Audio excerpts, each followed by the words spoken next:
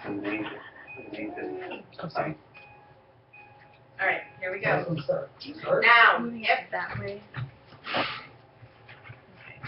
Everybody. A little bit harder to get rid of the discrimination, and that's what we're going to start talking about today. The Civil Rights Movement was not just about ending segregation, it was also about trying to end discrimination. Discrimination is something that's a little deeper, it's inside, and it takes a little bit more effort to get rid of. Here are two names and two stories that are part of the Civil Rights Movement. Emmett Till and Rosa Parks. Who can tell me the story of Emmett Till, first of all? Not from your book, maybe you know the story. The story that you told was of a young man who was actually visiting relatives, I believe, from Chicago. He was visiting relatives in Mississippi and talked about having a white girlfriend. And of course, friends didn't believe him because in Mississippi that sort of thing didn't happen. And so he spoke to a white woman. Speaking to a white woman, initiating a conversation with a white person was really something that blacks in Mississippi just simply didn't do, did they? And so initiating this conversation with a white woman, she found very offensive. She went home and told her husband, and the young man then killed.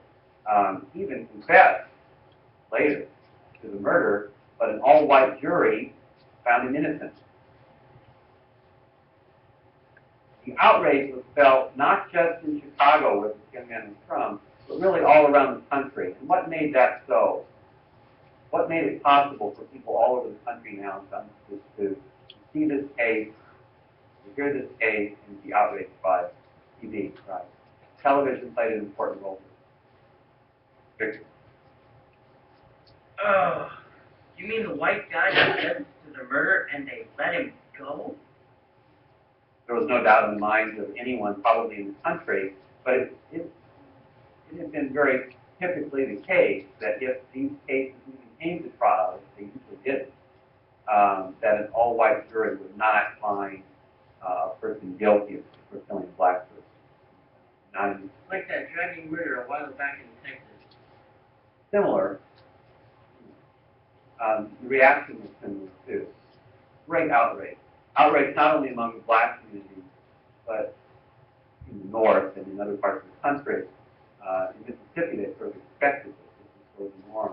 But outside of Mississippi, many parts of the country, people were outraged. Many whites were outraged too, that a person could be so blatantly guilty and be found innocent. Tell me the story of Rosa Parks. What's her background? What organization was she a member of? NAACP? Yeah, she was a member of the NAACP. Good. And she had previously, before this particular incident, she had been arrested before for incidents on the bus, refusing to get up or move to the back of the bus. And on this date, she decided that this was a day to try again. The NAACP, of course, was always looking for legal action, always looking for ways that they could fight against discrimination. And as a member of that, I think she was looking back for legal action again. She refused to give up her seat for white passenger. She was arrested, and her arrest then brought about a boycott of the bus line in Montgomery. The Montgomery bus boycott began with this incident. How successful was that bus boycott? How long did it last? Almost a year, right? And it was very successful. Most blacks did stay off the buses, and that was quite a sacrifice. Why? Well, the bus was how they got around. For a lot of them, it was their only way to get to work, wasn't it? Taxis, of course, were expensive. A lot of them going together in carpools. A lot of them walked if they could. There were certain churches that got their own buses and took people around and tried to get them to work and so forth. But it was a real hardship for the black community because they, for the most part, had not been able to afford their own transportation and had relied on the bus line, which, by the way, was owned by mostly by white businessmen. What happened to the organizers of the bus boycott? They were arrested, right? They were arrested. How was it settled, by the way? It was settled when the bus company finally gave in and said, we're going to let them sit wherever they want, because the bus line had lost so much money. And this came even before the Supreme Court ruled that segregation on buses was illegal. Now, the ruling against segregation on buses did not apply to city buses. Why?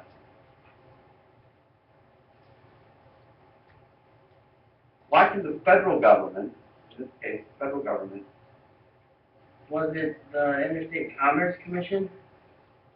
the Interstate Commerce Commission regulates trade Across the state lines, right? across state lines. So initially, it only affected buses that went across state lines, and then later they found other ways, and there are always ways, other ways to get at those buses in the city. They could say things like, well, the bus was manufactured outside of the state, brought into the state, therefore it can be controlled by interstate commerce, or they use gasoline that's made outside of the state or refined outside of the state and shipped in, therefore that gasoline is made outside of the state, then it falls under our jurisdiction. Found ways to 1957, as we move forward here a little bit, 1957 was the Little Rock, Arkansas school situation. What was that situation in Little Rock? First integration of a high school. Central High School was going to be integrated to a very small degree, by the way. Only 9 students black students were going to be sent to an all-white school. That was the first step in integration in Little Rock. They had a plan, it was a multi-year plan to integrate their school, and it was going to start with these 9 students. Didn't President Truman intervene? Yeah, the governor refused. He said, we'll not allow this in Arkansas. He refused to such an extent that in the next year, he even did what? 1958. The Little Rock School. He closed them down, right? He closed them down. And of course, he was found in camps and so forth and so forth. But Eisenhower was in a difficult situation because Eisenhower really didn't believe that you could force people to accept integration. But on the other hand, the courts had said they had to integrate, and that was the law, and he was the president. And it's the president's job to do what? To enforce the law. So he really felt kind of in the middle. And in the end, of course, being the general that he was, the leader that he was, he decided that he had to enforce this law. He was the president of his job. And so he sent him through. He did so only after several weeks into the semester. Civil rights movement, of course, we think of Dr. Martin Luther King. There are really 2 parts to the civil rights movement. There's this nonviolent sort of revolution that's going on. And then there's also the more violent side, which you saw in the film last week, and which we'll talk about later. Dr. Martin Luther King and James Lawson are 2 names that are at the top of the list. You are talking about the nonviolent revolution. Everyone knows, I guess, who Dr. Martin Luther King is, but who was James Lawson? What was his background?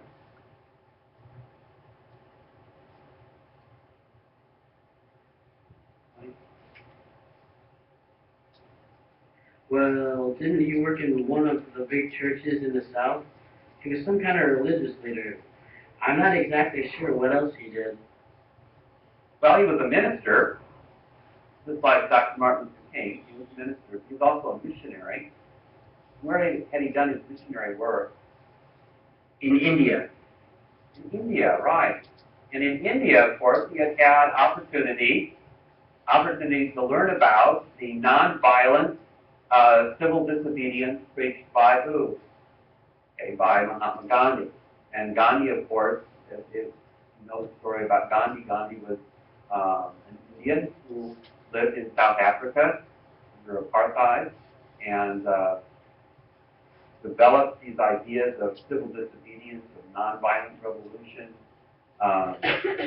and then took those ideas with him from South Africa to India and really led the struggle against the British for independence of India.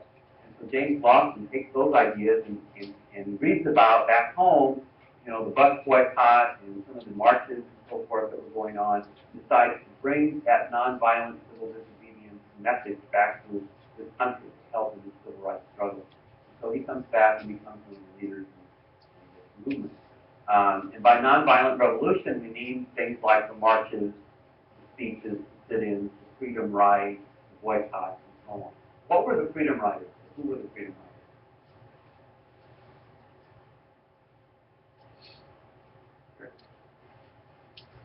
They were people, black and white, that rode around the country trying to make people aware of civil rights. They were trying to teach us about civil rights. Okay, usually blacks and whites together, people who rode on these buses across the South in integrated buses in defiance of segregation order, trying to get their message out. Segregation was an evil thing. Also, sometimes along the way, they tried to sign up or register black voters in places. Their message was completely nonviolent. However, from time to time, of course, they were met with violence in many of the small towns across the South. Sometimes even they were dragged off the bus and beaten up and so on. Is that like the Black Panther movement? That was later.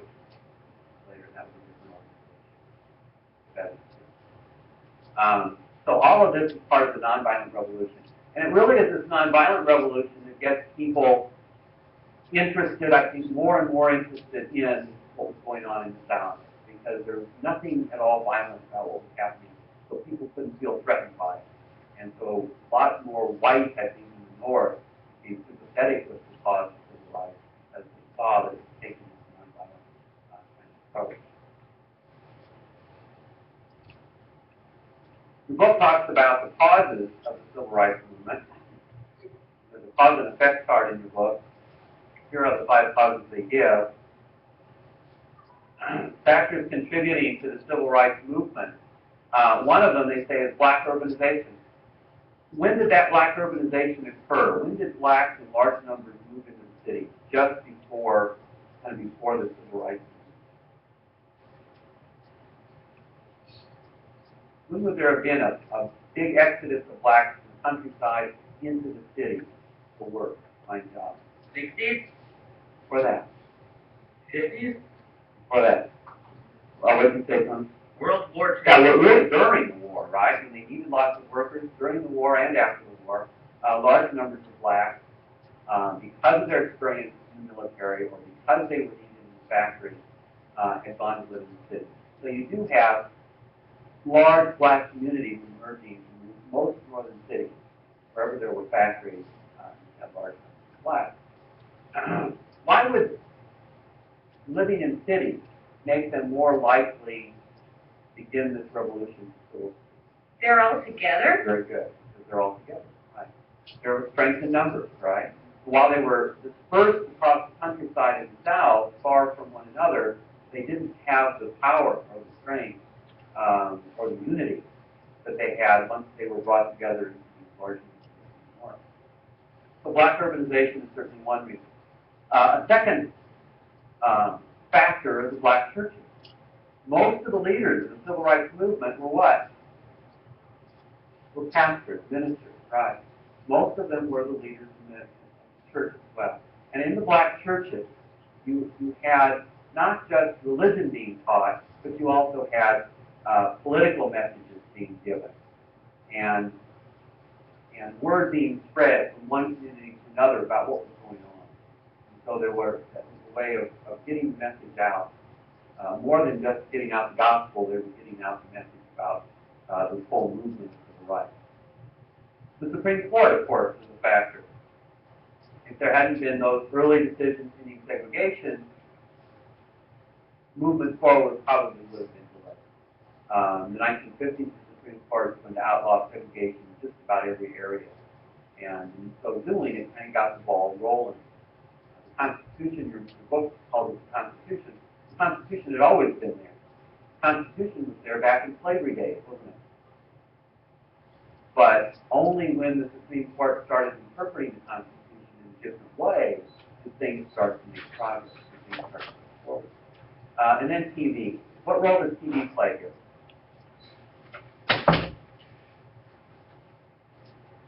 It shows who, what it's all about.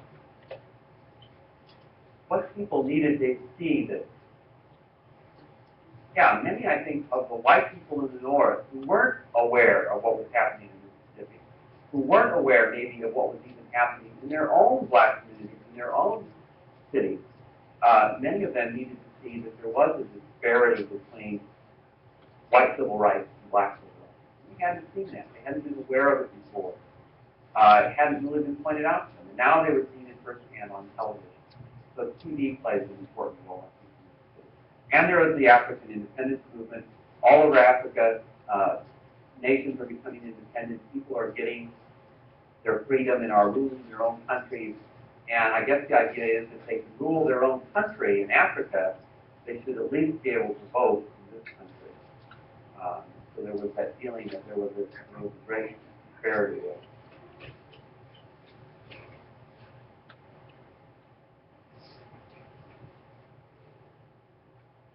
You read about the violence in Mississippi and Alabama in 1963, 1962 actually, 1963. Following that violence in those two states, President Kennedy proposed the Civil Rights Bill. This was in 1963.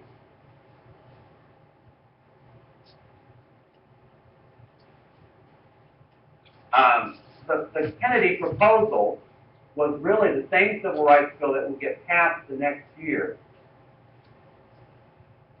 Who do you suppose blocked the Civil Rights Bill in 1963? Congress. Congress. And what part of Congress? What element in Congress do you think blocked it? The Southern senators. Okay, largely it was the Southern senators. Many of the Southern senators who were very powerful men on committees and so forth in the House and in the Senate, those Southern House and Senate members. Southern Manifesto. Very good. Southern Manifesto. Remember that. That was in your term. Where they said that the federal government didn't have the right to tell the states what to do. But those Southern congressmen, both in the House and in the Senate, were really very powerful. Mostly they were Democrats. Mostly they were the same party as Kennedy. And they were really the ones who, more than anything, blocked this legislation.